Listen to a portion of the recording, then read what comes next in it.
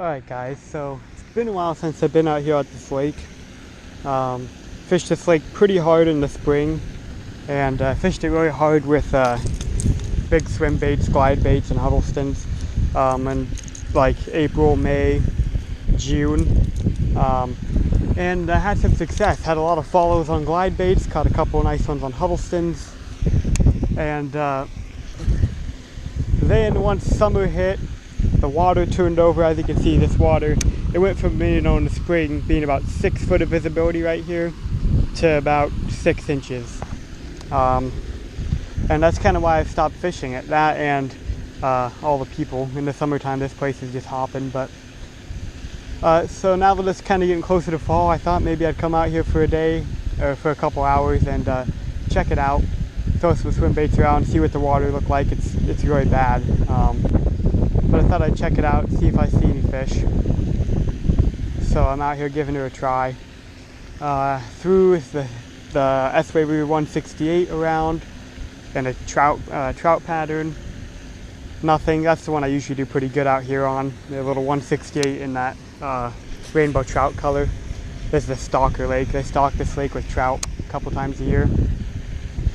And then I threw the Huddleston 68, kind of drug it around, maybe looking for some deeper structure where fish might be holding. Nothing.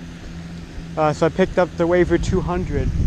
This is not the ideal color, but for this water, it actually might be good. This is powder. You guys probably saw it. It was just a bright white bait. Really big, bold bait. It's a 200 size, so it's an 8-inch bait. So it's a big, bold bait, and in this water condition, it actually might draw the fish. Because, with glide baits, with anything, I mean, the number one rule is clear water, but, I mean, it doesn't have to be. I've proved it wrong with the Huddleston. I've caught a few fish in dirty, dirty water on a Huddleston. And I'm sure that the River, especially in that bright color there, a bright, bold color, I'm sure I could get something to follow it. So I'm going to go back through where I kind of fished around with the 168. So now I'm going to put this on, or fish around with this one, with the big bright bait, and see if that does anything. But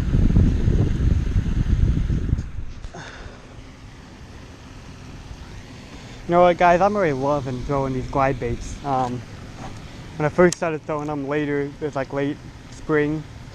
I didn't really know how I'd like them, so I started out with a cheaper glide baits, the River2sea Wavers. They're good glide bait, but they're pretty cheap compared to other baits out there. The smaller ones are, 18, 20 bucks.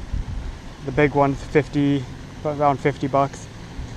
And I didn't know how I'd like them, but I'm really loving them. I don't have the best rod for it. This rod's great for throwing the smaller ones, the 168 size. This is a little Dobbin, or not Dobbin, it's a Powell.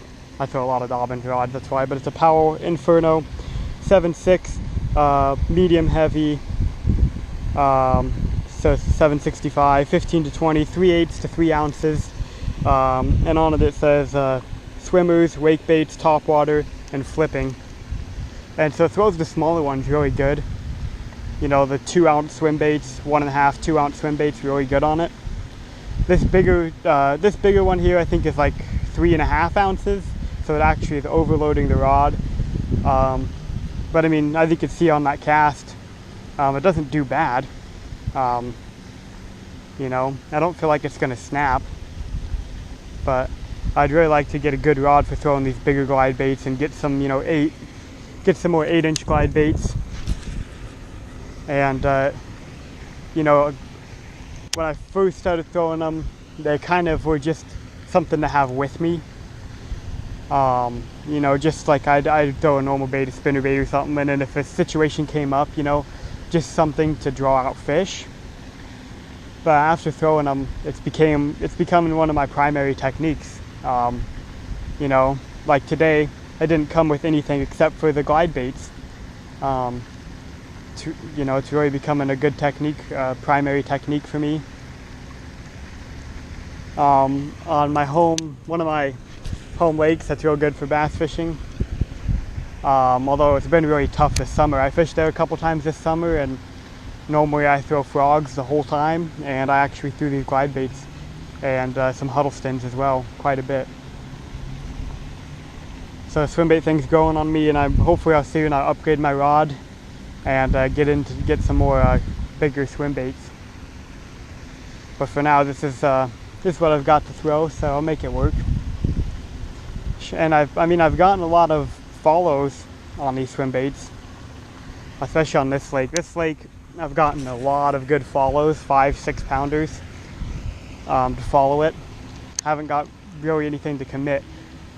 I got one to commit, probably about a 2-pounder, and I missed him. It's kind of my bad.